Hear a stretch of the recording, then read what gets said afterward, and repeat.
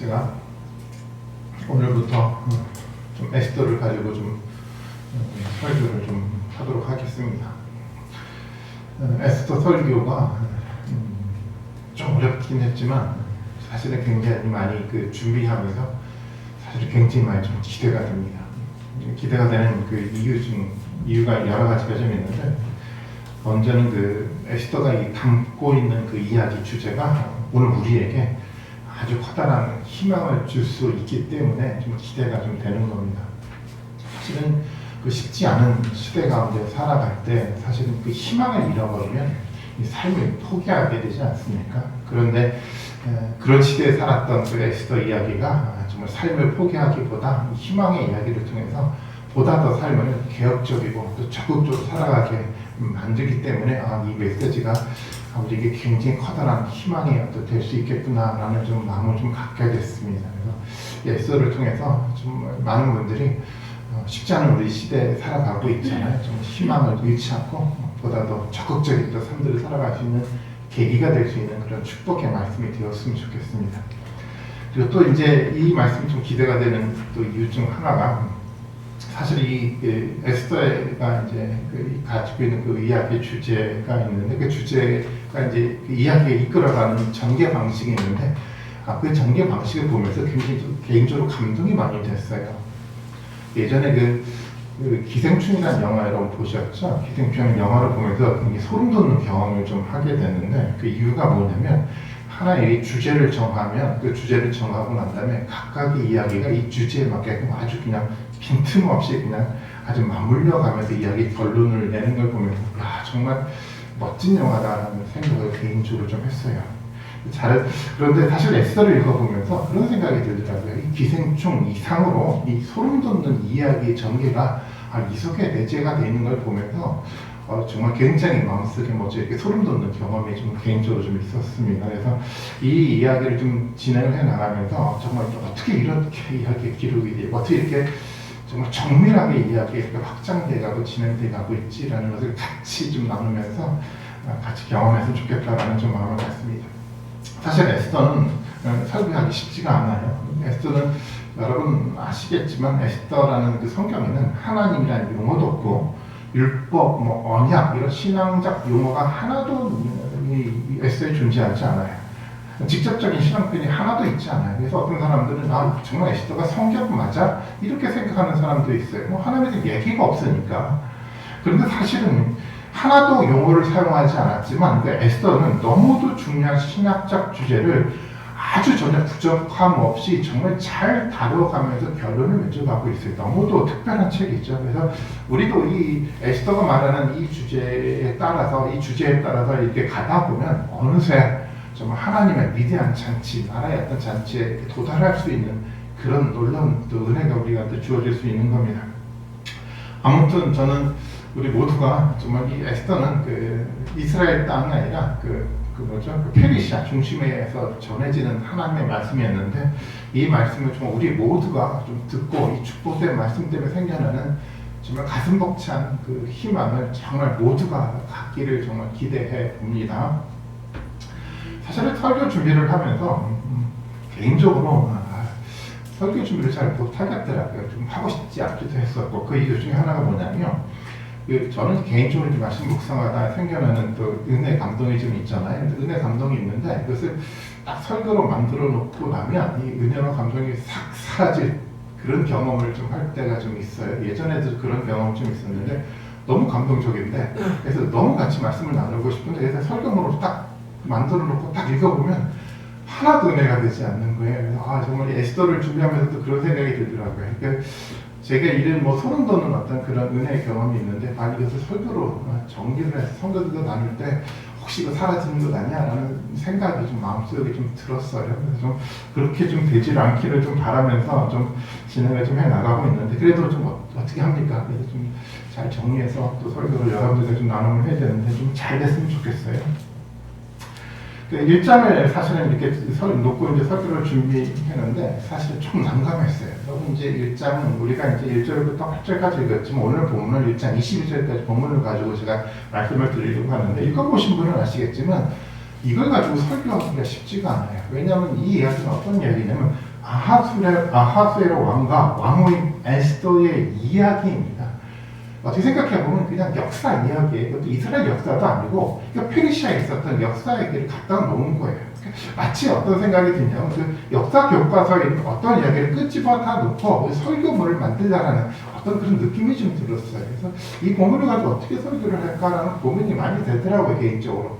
그래서 고민이 많이 될 때는 좀 제가 다른 책을 좀 찾아보는데 설교집과 이제 주석을 좀 찾아보죠. 그래서 설교집을 찾아보니까 이렇게 나오는 어떤 설교문이 있는데 이런 제목이더라고요. 그 본이 있는 가정. 그래서 아내들은 남편에게 순종을 잘해야 된다는 이야기로 설교문을 만들었더라고요. 너무 혼돈스럽죠. 그러니까 제가 가지는 기준으로는 그건 바른 설교가 아닌 거예요.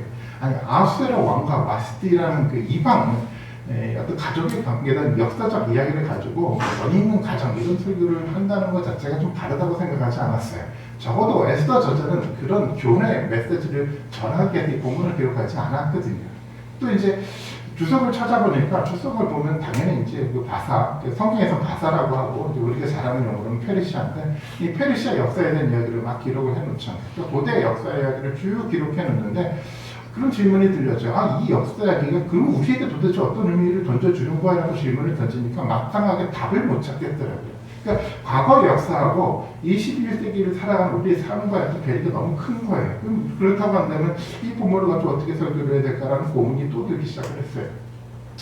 어쨌거나 자료를 좀 찾아보다가 그냥 다 덮어버렸어요. 그냥 덮어버리고 제 방식대로 본문에 가지고 있는 어떤 제 나름대로 해석적 기준을 가지고 그냥 설교를 해야겠다라는 좀 결단을 하고 마음을 좀 다짐을 했어요. 그래서 아마 이 설교가 제가 생각할 때는 아주 특이한 설교가 될 수도 있고 또 반대로 아주 지루하고 아주 졸린 설교가 될 수도 있겠다라는 생각이 들었어요.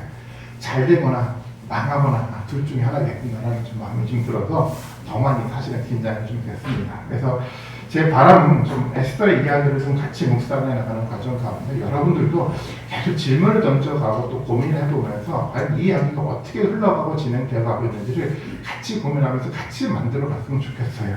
그래야 되지만 정말 이 설교가 졸리고 지루한 설교가 아니라 정말 아주 특별한 우리에게 주는 하나님의 메시지로 우리 가운데 들리지 않을까라는 생각을 좀 하게 됐습니다. 그래서 우리 모든 분들이 또 저를 위해서라도 여러분 미리 묵상해 봐주시고 같이 고민해 봐주시고 에스더를 가지고 한번 같이 씨름하는 좀 그런 시간이 되었으면 좋겠습니다. 아멘. 네. 우선 1장에 대한 이야기를 좀 제가 간략하게 좀 요약해서 좀 설명을 좀 드릴게요. 그 1장은 앞서 말씀을 드렸던 것처럼 그 페르시아에 있었던 아수르 왕과 왕후인 와스디에 대한 이야기입니다. 뭐 읽어보신 분은 아시겠지만 간략하게 말한다고 한다면 이 아수르 왕은 그 페르시아 왕이었죠. 잔치를 베풀었다는 얘기를 하고 있어요. 당시 그 페르시아는 세계 중심이었어요. 그 많은 나라들 중에 하나의 나라가 아니라 세계를 움직여가는 가장 중심적인 나라가 바로 이 페르시아였었잖아요. 가장 거대한 나라였었고 그 나라의 가장 거대한 힘과 권력을 가진 사람이 바로 이 아하수에로 왕이었습니다. 그런데 오늘 본문에 보면 그가 잔치를 베풀었다는 건 보통 잔치가 아니라 어마어마한 큰 잔치를 베풀었고요. 이 잔치를 베풀면서 이 왕은 누구를 초청을 하냐면 자기 그 부인이죠. 왕인 와스디를 초청을 합니다. 아마 와스디가 굉장히 아름다웠던 여인이었던 것 같아요. 왕이 뭐 부인이었으니까 그랬겠죠. 너무도 아름다운 여인이니까 많은 사람들을 불러다 모아놓고 누구를 자랑하고 싶었죠? 내 부인이 이렇게 아름다워하고 자랑하고 싶었던 것 같아요. 그래서 이 왕이 자기 와스디를 초청을 하죠, 잔치에. 근데 초청을 하는데 문제가 생겼어요. 왜 그러냐면 와스디가 이 초청에 응하지 않았다라는 거예요. 어떤 이유인지 뭐 성경은 정확하게 얘기하고 있지 않아요. 물론 성경은 관심도 거기에 갖고 있지 않지만 어쨌거나 초청에 응하지 않았던 그것들 때문에 이 왕은 분노하기 시작했어요. 그 분노 때문에 어떻게 됩니까? 결국은 와스디가 왕후에서 폐위가 됩니다.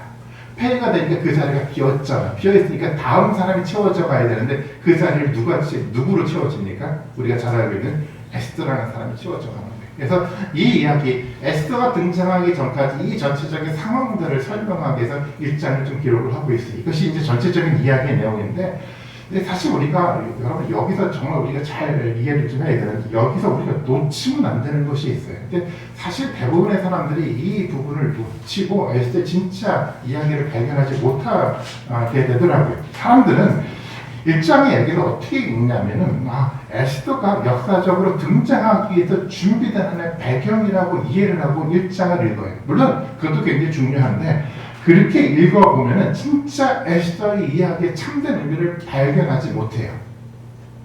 좀 어려운 이야기일 수 있어요. 제가 이런 이야기를 하게 되면 너무 어렵고 또 학문적인 이야기 아니야 라고 싫어하실 분도 있을지는 잘 모르겠지만 저는 그래도 이 이야기를 좀 이해를 해야지 우리가 성경을 보는 그 안목, 생각이 좀 훨씬 더 발전하고 도약할 수 있다라고 저는 확신하고 있어요. 그래서 여러분들이 좀 잘 따라오셨으면 좋겠다라는 마음이 갔는데 다시 한번 말씀을 드린다고 한다면 이 1장의 이런 내용은 그 왕후의 준비가 아니라 앞으로 진행할 어떤 신학적 주제를 준비하기 위해 기록된 거라는 겁니다. 좀 어렵죠?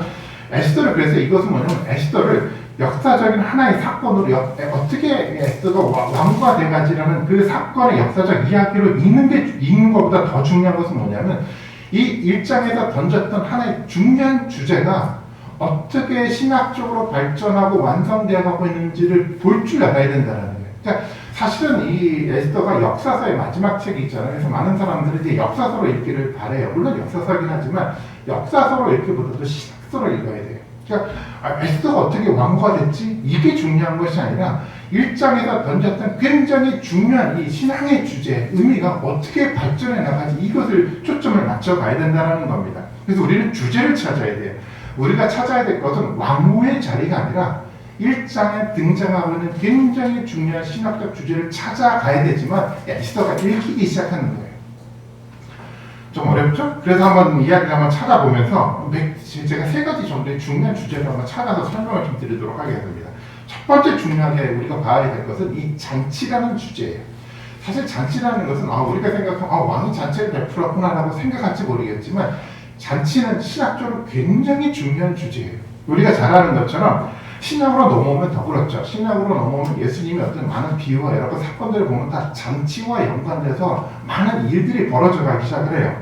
우리가 중요하게 생각해야 될 하나의 잔치, 여러분 아시는데 예수님이 첫 번째 이적을 베풀었던 그곳이 바로 잔치였잖아요. 여러분 기억하십니까? 가나의 혼인잔치였죠. 잘 아시죠? 가나의 혼인잔치에 대한 이야기인데 그 요한이 이 잔치를 통해서 설명하는 것이 있는데 이것을 읽어보는 건 굉장히 중요합니다. 요한복음 2장 11절 말씀 봐볼까요? 한번 2장 11절을 같이 한번 읽어보도록 하겠습니다. 시작. 예수께서 이 첫 표적을 가나에서 하여 그의 영광을 나타내시되 그들이 그를 믿으리라. 여기서 되게 중요한 단어가 있어요. 예수께서 이 첫 표적을 갈릴리 가나에서 행했다라고 표현하고 있잖아요. 가나의 혼인잔치에서 이 포도주를 변하게 하는 이 표적을 보여주셨는데 이 표적이라는 단어가 굉장히 중요해요. 표적이라는 단어의 가지고 있는 의미는 뭐냐면 미래에 일어날 사건을 미리 예시해주는 개념인 거잖아요. 지금 어떤 잔치가 벌어져 가고 있는데 이 표적을 통해서 예수님은 뭐를 지금 예상하고 있는 거죠?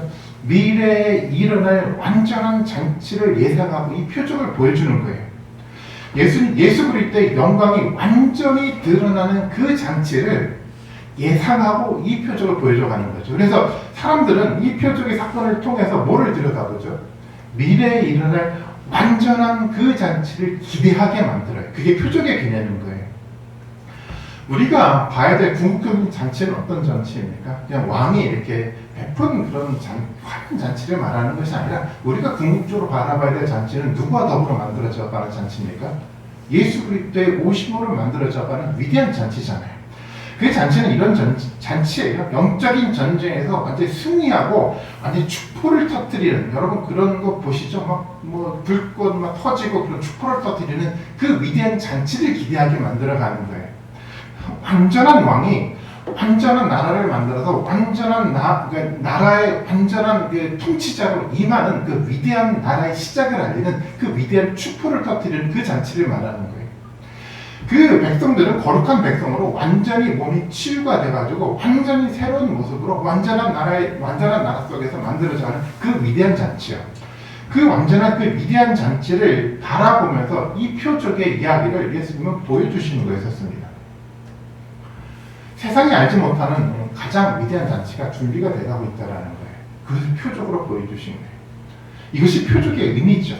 그런데 이 표적이 물론 예수님을 보여주셨지만 이 에스더에서도 그 표적이 나타나는 거예요. 우리는 그 지금 일장이 나타나고 있는 이 잔치라는 의미를 통해서 하나의 어떤 표적 삼아서 위대한 잔치를 꿈꿀 수 있게 되지 않겠습니까? 그래서 우리는 이 일장에 등장하는 이 잔치의 개념이 앞으로 에스더가 진행이 되어가면서 어떻게 구체화되고 실제적으로 만들어져 가는지를 그 과정들을 보게 될 거예요. 이것을 볼 줄 알아야 돼요. 저는 이것이 이제 오늘 설계의 목표입니다. 이 잔치가 에스더의 굉장히 중요한 주제죠. 그래서 아마 에스더를 미리 읽어보신 분은 아마 미리 이미 눈치를 챘을 거예요. 이 잔치에 대한 이야기는 계속해서 이어져 가요. 1장에 왕이 베푼 커다란 잔치에 대한 얘기를 하지만 잔치에 대한 이야기는 거기서 끝나지 않고 뒤로 넘어가면 누구의 잔치가 또 나오냐면 에스더가 베푸는 잔치가 또 나와요. 그리고 계속해서 이야기가 넘어가다 보면 또 어떤 잔치가 나오냐면 마지막에 보면 유대인들이 만들어가는 불임절이라는 아주 거대한 잔치를 얘기하면서 이야기가 맞춰져 가요. 그러니까 실제적으로 에스더 전체의 이야기는 뭐냐면 이 잔치라는 주제, 잔치라는 개념을 가지고 계속해서 이야기를 발전시켜 나가고 완성시켜 나가는 개념 속에서 에스더가 기록이 돼가고 있는 거예요. 그래서 우리가 에스더를 읽을 때 이 주제, 어떻게 잔치가 만들어져 가고 준비가 되고 미래로 완성돼 가고 있는지를 볼 줄 알아야 되지만 에스더가 보이는 거예요. 그런 개념 속에서 이제 우리가 1장에 대한 이야기를 좀 진행을 해 나가도록 하겠습니다. 그 도입부가 이제 1장인데 사실은 그 아하수에로 왕이 만든 잔치는 보통 잔치가 아니에요. 오늘 그 읽었던 3절부터 5절까지 본문을 보면 이렇게 표현하고 있잖아요. 왕이 있은 지 이제 3년에 그 모든 지방과 신하들을 위해서 잔치를 베풀었는데 바사와 메대의 장수와 각 지방의 귀족과 지방관들이 다 왕 앞에 있는지라 왕이 여러 날, 곧 며칠이라고 얘기를 하죠. 810일 동안에 그 영화로운 나라의 부함과 위험의 혁혁함을 나타낸대. 810일 동안 모든 사람들을 모아놓고 뭐죠? 이 나라의 그 위대함들을 이 왕을 중심으로 자꾸만 보여줘가는 그 위대한 잔치를 만들어가는 거예요.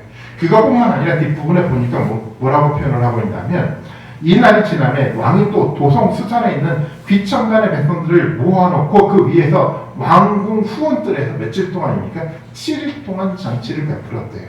여러분 그림이 좀 그려져 가십니까? 왕은 위대한 제국을 만들어 놓고 모든 사람들을 불러다 놓고 이 제국의 위대함이 무엇인지를 정말 수없이 사람들에게 이야기하면서 그들을 환호하기 시작했어요. 그리고 그들이 뭐를 합니까? 잔치를 며칠 동안 베풀어 놓고 누구든지 다 모여서 이 나라의 위대함들을 축하하는 그 축복의 잔치를 지금 만들어 가고 있는 거예요. 이 위대한 그림을 1장 속에서 만들어져 가고 있어요. 이것이 지금 본문 속에 나타나는 잔치의 그림인 겁니다. 위대한 나라가 그들의 눈에 보였어요. 그리고 그 나라 가운데 당시에 가장 위대한 왕이었던 아하수의 왕이 등장하면서 이 잔치를 만들어가는 겁니다. 세계를 평정한 최고의 지도자에 의해서 만들어져가는 위대한 잔치가 본문에 기록이 되어 있어요. 그런데 우리에게 좀 이상해 보이죠. 왜 이상해 보입니까? 이유는 그거예요. 그 잔치는 누가 안 보입니까? 하나님이 보이지 않아요. 이스라엘 백성도 보이지 않아요. 말씀도 존재하지 않아요. 언약도 존재하지 않아요. 우리 입장 속에서 본다고 한다면 정말 낯선 잔치인 거예요. 세상적인 잔치지 우리의 잔치와는 전혀 관계가 없는 그런 잔치처럼 우리 눈에 보여요. 우리와는 전혀 상관이 없는 잔치처럼 우리 눈에 보여요. 그 잔치는 우리가 생각하는 어떤 신앙적 요소도 존재하지 않기 때문에 그렇게 보이는 겁니다. 그런데 우리가 한 가지 중요한 질문을 던져야 돼요. 여기서 어떤 질문이요? 정말 아무것도 보이지 않는다고 여러분 생각하십니까? 아무것도 보이지 않는다고 해서 정말 그것 가운데 하나님의 계획과 하나님의 시간 속에서 만들어져가는 과연 역사가 없는 것일까요? 그렇지 않다라는 겁니다. 에스더 이야기는 그 이야기를 진행해 나가고 있는데 에스더는 지금 왕의 잔치를 그림을 그려가고 난다면 이것이 그냥 하나님과 관계없는 그냥 이방 사람들이 만들어가는 잔치로 표현해 나가는 것이 아니라 이 잔치를 전제로 이 잔치가 결국 어떤 잔치를 준비해 나가는 과정으로 표현하고 있냐면 하나님의 잔치를 준비해 나가고 있는 하나의 과정으로 묘사를 해 나가고 있다는 거예요. 위대한 잔치를 만들어 갔어요. 우리와는 아무런 상관이 없는 것 같아요. 그런데 상관이 없는 게 아니에요. 이 잔치를 통해서 하나님 뭐를 보여줘 갑니까? 하나님의 위대한 잔치를 준비하고 만들어가는 것이 에스더의 의도였다라는 겁니다. 이것이 포인트였어요. 왕의 잔치는 이제 에스더의 잔치로, 불임의 잔치로 나아가는 하나의 표적과 같은 거였어요.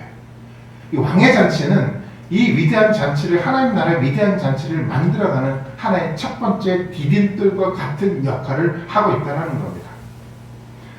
우리 눈에 뭐 하나님, 뭐 말씀, 언약 이것이 보이지 않는다고 해서 정말 그것이 우리 사회 속에 없는 것은 아니라는 겁니다. 세상의 모든 역사는요, 우리 눈에 보이는 모든 역사 가운데 도대체 하나님에 보이지 않아, 하나님의 말씀이 존재하지 않는 것 같아, 하나님의 언약이 존재하지 않는 것 같아 라고 생각할지 모르겠지만 그렇지 않다라는 거예요. 에스더의 저자는 이 페르시아의 그 역사의 과정들을 펼쳐놓고 난 다음에 그것 가운데 만들어져가는 하나님의 섭리의 위대한 역사를 지금 설명하고자 한다는 겁니다. 우리도 마찬가지죠. 우리 눈에 세상의 역사를 바라보면서 하나님 도대체 어디에 계신 거지? 하나님 도대체 말씀과는 관계없는 역사를 들여다보면서 그런 생각을 하게 되지 않습니까? 에스더의 시각으로 본다고 하면 그렇지 않다라는 거예요. 세상의 위대한 역사가 만들어져 가고 있는데 그 역사 속에는 뭐가 다 내재가 되어 있는 거죠? 세상의 모든 역사는 하나님의 말씀이 내재가 되어 있는 거예요. 세상의 모든 역사의 가운데는 뭐가 내재가 되어 있습니까? 하나님의 언약의 관계가 이미 내재가 돼서 그 내재가 됐던 그 하나님의 역사가 하나님의 섭리의 시간의 흐름에 따라 지금도 변함없이 이루어져 가고 있다는 것을 보여주는 겁니다. 이 시각이 우리에게 굉장히 중요하죠. 왜냐하면 사실 우리도 세상을 보면 좀 답답한 마음을 가질 때가 많아요. 세상은 잔치를 하고 있지 않습니까? 근데 세상은 잔치를 하고 있는데 우리는 하나도 보이지 않는 그런 답답함을 경험할 때가 있어요. 세상의 사람들은 마치 자신이 세상의 주인이냐, 뭐 정치 권력자나 경제 권력자들이 세상의 중심이 돼서 잔치를 베풀고 자신의 위대함들을 만들어 갈 때마다 그런 생각이 들잖아요. 우리는 도대체 뭐지? 세상 사람들이 이 잔치를 베풀어 갈 때 아하스의 왕처럼 그 권력이 어떤 그들이 주인으로 생각하고 살아갈 때 우리는 그렇게 생각하게 되잖아요. 우리는 그 잔치에 포함되지 않고 그냥 소외돼서 그냥 한 구석에 그냥 찌그러져 있는 아주 작은 존재로 생각이 들 때가 있어요. 권력자들이, 경제 권력자, 정치 권력자들이 저렇게 잔치를 베풀고 있는데 아니 우리는 뭐지? 이런 생각이 들 때가 있지 않습니까? 교회도 마찬가지인 것 같아요. 특히 작은 교회가 그래요. 거대한 교회가 막 만들어가는 그 파티 장속에서 우리 교회는 지금 뭘 하고 있지? 라는 생각을 갖게 되지 않습니까? 정말 그럴까요?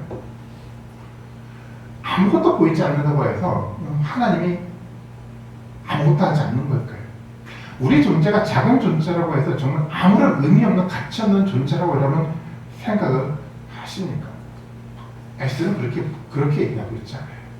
아니 위대한 나라, 당시에 그 페르시아라는 위대한 나라 가운데 정말 아무런 가치가 없는, 그때 당시에 가치가 없는 그 유대인들이 이 작은 무리들이 뭘 하겠습니까? 그런데 하나님은 그들과 함께 위대한 역사를 지금 준비해 가고 있었던 거였어요. 그게 에스더의 이야기 아닙니까? 오늘도 우리의 이런 시각이 필요해요. 하나님의 준비요. 그래서 하나님의 시간을 모르기 때문에 이런 생각을 하는 거예요. 하나님이 변함없이 그 준비를 하나님의 시간에 따라 흘러가고 있는데 눈앞에 보이지 않으니까 하나님 아무것도 하고 있는 것 같지 않아요? 이런 생각이 들지 모르겠지만 그렇지 않아요. 하나님의 섭리 역사는 변함없이 지금도 우리와 함께 이루어져 가고 있는 겁니다. 이 시각을 에스더는 우리에게 보여주고 있습니다. 하나님은 우리와 함께 계십니다. 특별히 저는 그렇게 생각을 해요. 하나님은 시온수와 함께 위대한 계획을 가지고 진행해 나가고 있습니다. 여러분 믿으십니까? 여러분 그래서 자긍심을 가질 필요가 있어요. 여러분 우리 스스로를 시온수교회 공동체를 스스로 여러분 낮게 여러분 평가하지 여러분 마십시오. 물론 우리 자신은 낮게 생각해도 돼요. 하지만 우리와 함께 위대한 잔치를 준비하고 진행해 나가고 있는 하나님의 위대한 역사를 스스로 낮게 평가하면 안 됩니다. 하나님의 섭리 역사를 바라보지 못하고 스스로 우리 자신을 낮게 평가하는 것은 오만한 평가가 될 수밖에 없는 거예요. 저는 우리를 낮게 평가하지 않는 정말 자긍심을 갖는 그런 마음이 우리 가운데 있기를 정말 바라겠습니다. 우리를 통해서 말씀을 붙들고 뭔가 변화가 되려고 하는 이 공동체를 통해서 하나님은 위대한 역사를 지금도 준비해 나가고 계신 겁니다. 사람들이 이 하나님의 시간 속에서 만들어져가는 위대한 섭리 역사를 보지 못하면 신앙의 의미를 잃어버리게 돼요. 보이지 않으니까, 우리 눈으로 보이지 않으니까 사람들은 뭔가 내가 왜 이 교회에 참여해서 이렇게 신앙생활을 해야 돼? 라는 의무부호를 자꾸만 만들어가요. 의미가 없어 보이는 거예요. 그러면서 교회를 떠나고 싶어하고 때때로는 신앙을 떠나고 싶어하는 마음을 자꾸만 만들어가요. 왜 그런지 아십니까? 이 속의 역사는 하나님의 시간 속에서 만들어져가는 이 위대한 역사에 대한 믿음이 우리 가운데 존재하지 않기 때문에 이런 현상이 만들어져 가는 거예요. 저는 그래서 우리 모든 분들이 에스더가 말하고자 하는 이 희망의 역사를 볼 줄 아는 믿음의 통찰력을 갖기를 좀 원해요. 그래서 쉽지 않은 시간 가운데 우리가 살아가고 있지 않습니까? 그래도 괜찮아요. 우리에겐 희망이 있습니다. 왜 그렇습니까? 변함없이 신실하게 하나님의 섭리 역사가 우리가 함께 하고 있기 때문에 우리는 희망 있게 이 세상을 만들어갈 수가 있는 겁니다. 그 잔치에 대한 이야기가 서론적인 이야기로 1장의 가장 중요한 중심에 등장이 돼가고 있는 거예요. 두 번째 중요한 주제는 그겁니다. 이 결혼이라는 주제예요. 혼인의 관계. 굉장히 중요한 주제죠. 사실 1장은 아하수에로와 그 와스디라는 어떤 하나의 또 혼인 관계를 설명을 좀 하고 있지 않습니까? 이 혼인 관계는 굉장히 중요해요. 뭐 전에도 계속해서 반복해서 말씀을 드렸던 것처럼 이스라엘 백성들과 하나님과의 이 언약의 관계를 항상 어떤 개념으로 표현하냐면 이 혼인 관계로 표현을 하잖아요. 그러니까 수요일날 호세아서 말씀을 좀 나눔을 좀 하고 있는데 호세아서가 그런 얘기하고 있지 않습니까? 호세아와 고멜의 이 혼인의 관계를 누구의 관계로 표현하고 있죠? 이스라엘 백성들과 하나님의 혼인의 관계로 표현하고 있잖아요. 언약의 관계를 가장 잘 표현할 수 있는 개념이 혼인의 관계거든요.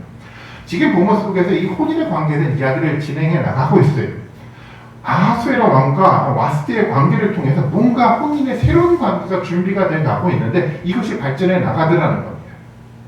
그래서 우리가 봐야 될 것이 있어요. 아하수에로와 와스디가 혼인의 관계가 지금 어떻게 됐습니까? 1장에서 보니까 깨져버린 거예요. 깨져버린 자리에 누가 들어옵니까? 에스더가 들어와요. 근데 우리가 잘 봐야 될 것이 제가 앞서 말씀을 드렸던 것처럼 이것은 하나의 역사적 사건보다도 신학적 의미로 바라보라고 얘기를 말씀을 드렸잖아요. 아 그러면 사람들이 이렇게 생각하죠. 아 그러면 어떻게 되지? 에스더가 이제는 뭐가 되는 겁니까? 왕후가 됐네. 그래서 우리 그렇게 생각해요. 아 에스더가 이제 이방 땅에서 성공했네라고 생각을 하게 돼요. 근데 이 이야기로 지금 에스더 이야기를 기록하고 있는 것이 아니에요. 보다 더 중요한 관점은 뭐냐면 에스더가 왕후가 됐다는 이 사실이 중요한 것이 아니라 지금 사실 이 개념은 아하수에로와 에스더의 관계가 아니라 누구와의 관계죠? 하나님과 에스더의 관계를 설명하고 있는 거예요. 어쩌면 에스더가 아하수에로의 왕후가 됐다는 이 개념이 중요한 것이 아니라 이 에스더가 누구를 지금 성장 발전해 나가고 있는 겁니까? 하나님의 신부로 발전해 나가는 것을 얘기하고 싶은 거예요. 사실 그렇지 않습니까? 에스더가 왕후가 됐어요. 정말 축복받은 거라고 생각이 될지 모르겠어요. 정말 축복받은 걸까요? 아니 이방 나라의 왕과 결혼하는 것이 뭐가 축복받은 거예요? 이 세상에서 아무리 많은 권력과 부가 주어졌다고 해도 그것이 영원한 것이 아니라고 성경은 얘기를 하고 있는데 그게 뭐가 축복받은 거예요? 사람들이 이것을 축복받았다라고 이야기하고 설교하고 이야기하는 이유는 그 한 가지밖에 없어요. 사람들의 마음속에서 이 세상에 가치없는 것들을 신앙의 목적을 두고 살아가기 때문에 축복받았다고 생각하는 거예요. 에스더가 축복받았어요. 축복받은 이유는 뭐냐면 왕후가 돼서가 아니라 이 사건의 일련의 과정들을 통해서 에스더가 어떻게 살아남습니까? 하나님의 혼인관계를 회복하는 사람으로 살아남기 때문에 그가 축복받은 연이 되는 겁니다. 본문 속에서 보여져 가보는 이 혼인의 관계를 통해서 만들어져 가는 것은 뭐냐면 단순하게 왕후가 됐다는 그 사실이 아니라 결국은 이스라엘 백성들이 남은 사람들, 포로로 잡혀갔던 그 사람들이 페르시아에 살아가면서 이 남겨진 이 사람들이 누구의 관계를 회복해 나가는 겁니까? 하나님과의 혼인 관계를 회복하는 위대한 불임절의 역사를 만들어가는 그 이야기를 말하고 있는 거예요. 1장에서는 바로 이 혼인의 관계의 가장 중요한 주제를 던져가면서 이야기를 증거해 나가고 있다는 겁니다. 이 관계 속에서 와스디는 어떤 모습을 보여줍니까? 우리가 잘 아는 것처럼 왕이 파티를, 잔치를 베풀었는데 이 초청에 이 와스디는 응하지 않아요. 근데 복음서에서도 이런 이야기가 기록이 되어 있지 않습니까? 복음서에서도 이 초청을 했는데 하나님 나라의 잔치에 초청을 했는데 그런 비유의 말씀이 있어요. 근데 초청을 했는데 어떻게 합니까? 사람들이 응하지 않아요. 응하지 않으니까 어떻게 합니까? 어떻게든지 구걸을 해서라도 그 사람들의 잔치에 초청을 합니까? 아니요, 그렇지 않아요. 응하지 않으면 그냥 버려요. 이것이 주권자인 왕의 모습이었어요. 왔을 때도 마찬가지잖아요. 응하지 않아요. 그 왕은 어떻게 합니까? 그러면 그 자리를 버리는 거예요. 폐위시키는 거예요. 그리고 누가 그 자리를 대체합니까? 다른 사람이 대체하게 돼 있어요. 복음서도 똑같은 얘기를 하고 있잖아요. 잔치를 베풀었는데 사람들이 응하지 않아요. 그러니까 어떻게 합니까? 버려요. 그리고 길가에 있는 사람들을 데려다가 그 잔치에 참여하게 만들어. 이게 복음서의 잔치의 내용 아니겠습니까? 동일한 거였어요. 복음서에 있어서 마찬가지예요. 잔치를 베풀었는데 잔치에 응하지 않아요. 그런데 누가 응합니까? 에스더가 응하는 거예요. 물론 왕의 모습으로 생각하지 말고 우리 신학의 문제로 생각을 해야 되는데 나중에 이제 등장을 해요. 나중에 또 말씀을 드리겠지만 이 이야기가 있어요. 우리가 너무 잘 아는 얘기인데 사실은 이 잔치에 누가 초청을 하냐면 모르드게가 에스더에게 초청을 하는 거예요. 너가 이 위대한 하나님의 이 나라 역사 가운데 너가 동참해야 된다라고 얘기를 해요. 그때 에스더가 했던 고백이 뭔지 아시죠? 내가 죽으면 죽으리라고 응답을 하잖아요. 이게 잔치에 초청하는 응답이었어요. 죽으면 죽겠다라는 그 응답으로 에스더는 이 잔치에 응합니다. 이것이 하나님의 백성의 모습이에요. 우리에게 이 이야기가 굉장히 중요한 얘기가 될 수밖에 없습니다. 왜냐하면 오늘날도 하나님 우리에게 잔치를 초청하는 초청장이 우리 가운데 배달되고 있어요. 마태복음의 이야기를 한번 보면서 실제로 한번 들여다볼까요? 마태복음 22장 4절부터 6절까지 말씀을 한번 봐보겠습니다. 다시 다른 종들을 보내서 이르되 청한 사람들에게 이르기를 내가 옷차를 준비하되 나의 소와 살찐 짐승을 잡고 모든 것을 갖추었으니 혼인잔치에 오소서 하였다라고 표현했잖아요. 잔치를 이제 베풀고 다 와라 라고 했더니 사람들의 반응이 어떻습니까? 그들이 돌아보지도 않고 한 사람은 자기 밭으로 한 사람은 자기 사업하러 그리고 남은 자들은 종들을 잡아 모욕하고 죽였다라고 얘기하고 있어요. 잔치를 베풀었는데 사람들 어떻게 반응합니까? 어디로 가죠? 자기 밭으로 자기 사업하러. 사람들이 잔치에 무관심하기 시작했어요. 어떤 사람은 이 잔치를 베풀었는데도 불구하고 사업 때문에 이 잔치에 응하지 않아요. 또 어떤 사람들은 이 잔치에 응하는 사람들을 모욕하기도 합니다. 이런 생각을 하죠. 요즘에 어떤 시대인데 정말 이렇게 뒤떨어진 잔치에 참석을 해라고 해서 모욕을 하는 거예요. 너무도 촌스럽다라는 거예요. 어떻게 그런 예배 잔치에 우리가 참여를 해? 완전히 그런 게 아니야라고 이 예배를 잔치를 가볍게 여기면서 잔치에 참여하지 않게 되더라는 겁니다. 사람들은 잔치를 가볍게 여기면서 그 잔치에 응하지 않아요. 하나님 어떻게 반응할까요? 그들에게 구걸하면서 어떻게든지 이 잔치에 참여해줘라고 하나님 얘기하실까요? 하나님 그렇게 결단하지 않아요. 하나님 절대 이 잔치를 베풀어 놓고 사람들에게 구걸하지 않아요.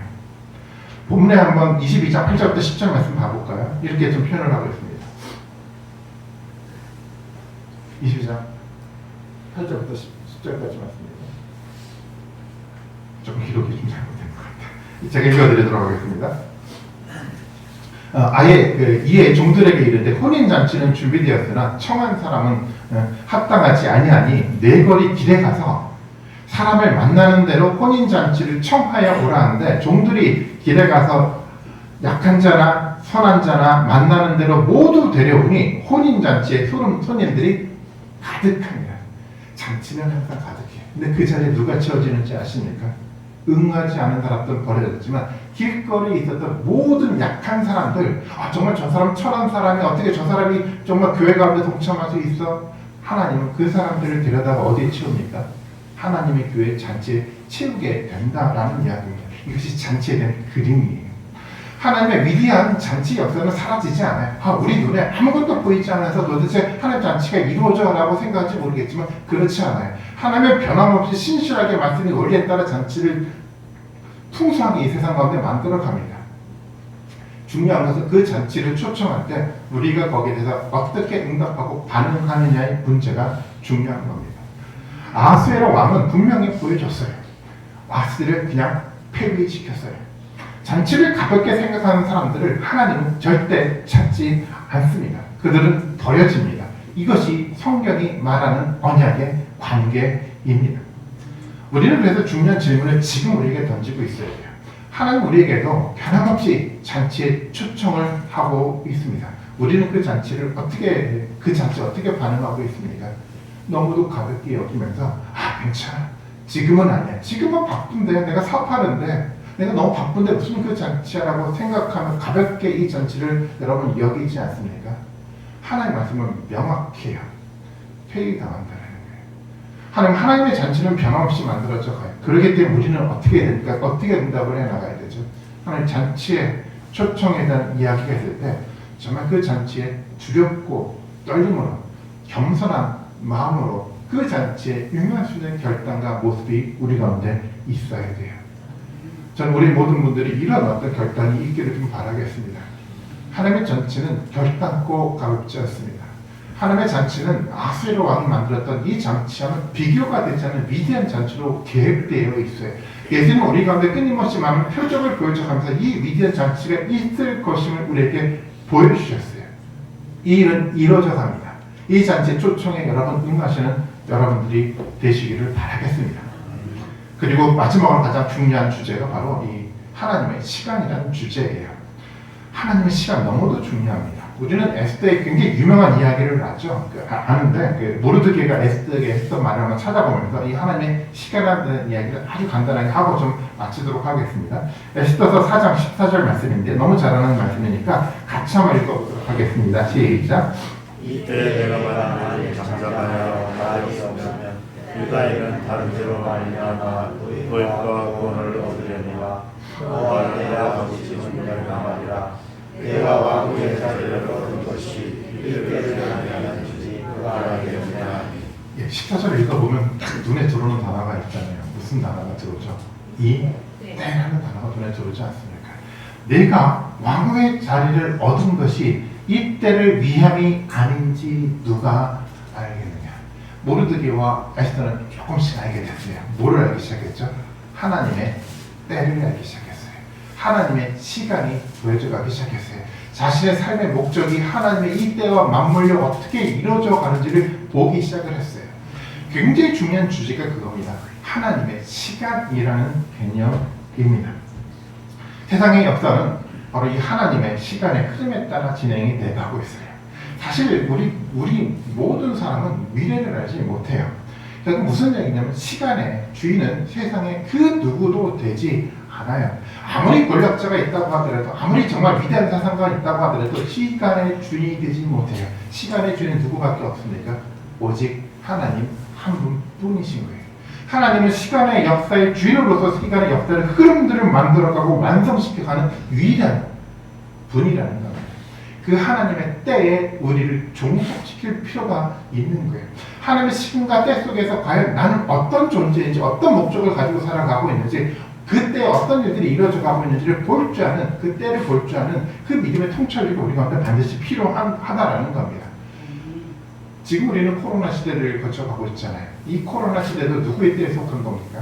하나님의 섭리의 시간의 역사 속에 존재하고 있는 거예요. 하나님의 계획 속에 존재하고 있는 거예요. 하나님이 어떻게 역사를 이끌어갈지는 잘 알지 못하지만 우리는 그 하나님의 시간의 역사 가운데 우리의 몸을 맡기고 함께 나아가야 되는 거예요.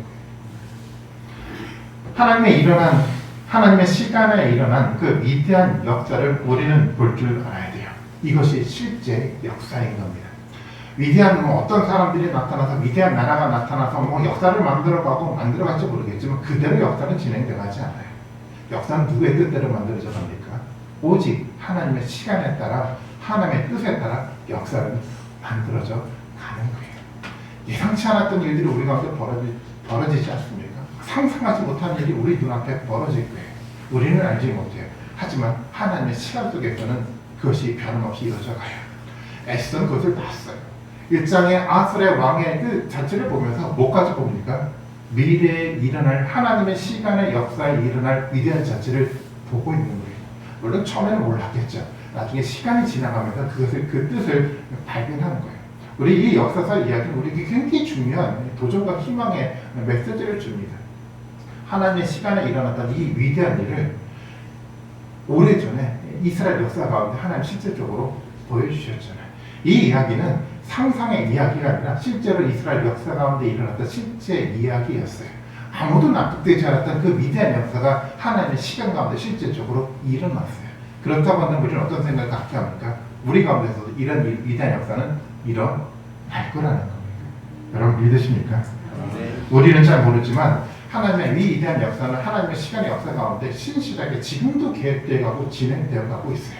우리가 잘 보지 못한다고 하더라도 적어도 우리가 정말 이스라엘에 남겨진 사람들처럼 하나님의 말씀을 붙들고 바르게 몸부림하며 살아간다라고 결단한다고 한다면 하나님은 우리를 통해서 여러분을 통해서 바로 이 시우소교를 통해서 위대한 역사를 지금도 준비해 가고 계실 겁니다.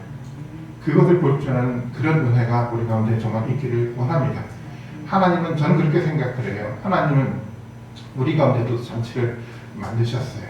이 공동체를 통해서도 하나님은 잔치를 만드셨어요. 그리고 우리를 초청하고 있습니다. 이 초청에 여러분 어떻게 응답하고 반응하시겠습니까? 하나님의 위대한 섭리 역사 가운데 만들어질 하나님의 위대한 초청 앞에 겸손하게 두렵고 떨림으로 반응하고 동참한 우리 모든 분들이 되시기를 바라겠습니다.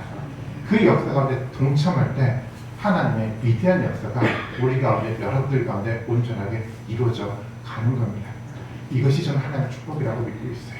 올 한해 우리는 그렇게 시작하지 않았습니까? 좀 하나님의 축복이 우리 가운데 정말 충만하게 임하기 원합니다라는 소망을 담아서 올 한해를 시작을 하고 있지 않습니까? 정말 그래요. 여러분 모두가 하나님의 축복을 다 받아 누리셨으면 좋겠어요.